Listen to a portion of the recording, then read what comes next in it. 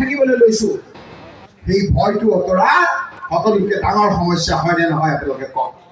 মোৰ যদি জীৱনেই নাথাকে, মই যদি ভালকৈ থাকিবই নোৱাৰোঁ, বাকী কথাবিলাকৰ কিবা গুৰুত্ব আছে নেকি ৰাইজ?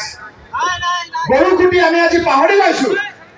গৰু খুটিত আমাৰ দুখীয়া মানুহবিলাকৰ ঘৰটো ভাঙিছে, গুলি মাৰিছে, মৰি যোৱা মানুহটোৰ ওপৰত জঁপিয়াই পইচা আনন্দ কৰিছে। আপোনালোকে নিশ্চয় টিভিত দেখিছে। সেইকাৰণে আমাৰ সমস্যা হ'ল এই হিমন্ত বিশ্ব শৰ্মা সকলোতকৈ ডাঙৰ সমস্যা। আপোনালোকক ৰাইজ কথা দিছোঁ, আপোনালোকে মুখ সংঘাত কৰক। এনেকুৱা হিমন্ত বিশ্বক এজন নহয়, দুজন নহয়, 50জন হিমন্ত বিশ্বই আপোনালোকৰ গাৰ নোম লৰাব নিদিওঁ। মই গৰ্ব কৰিছোঁ।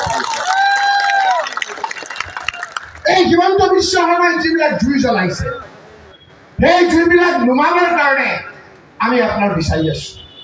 গৰুখুটিলৈ গৈছোঁ, বিভিন্ন ঠাইত গৈছোঁ, ভূপেন বৰা গৈছে, হাফিজ ৰচিদ চৌধুৰী গৈছে, প্ৰদীপ চৰকাৰ গৈছে, বাটেন খন্দকাৰ গৈছে। আমি বিভিন্ন ঠাইত গৈ সেই হিমন্ত বিশ্ব শৰ্মাই জুইত পানী ঢালিবলৈ বিচাৰিছোঁ। সেই সময়তে বদৰুদ্দিন আজমল ডাঙৰীয়াই কি কৈছে মনত কৰক।